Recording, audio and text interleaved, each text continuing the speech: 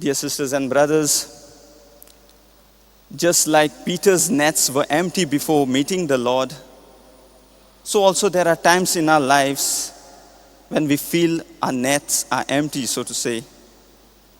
Especially when we face family problems, health issues, financial crisis, or even dryness in our prayer or spiritual life.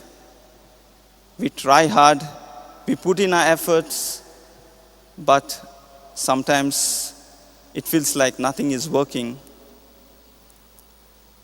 And at that moment, discouragement sets in, and we may even say, let us give up. But today's readings tell us that precisely in those moments of our life, the Lord steps into the boat of our life, just like he stepped into the boat of Simon Peter.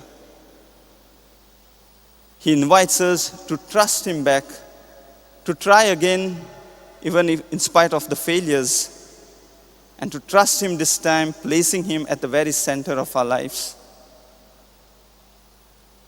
And surely our lives will be transformed. When we trust God, we might not overcome all the problems.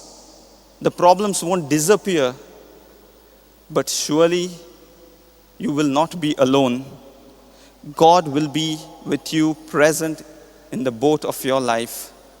God will be present in the storms of your life. And with his help, with his grace and strength, you will be able to face those problems easily. Let us ask the Lord for this grace to trust him more deeply in every struggle, every trials, in every moments of our life. And may our hearts be filled with courage and strength that comes from trusting him. Amen.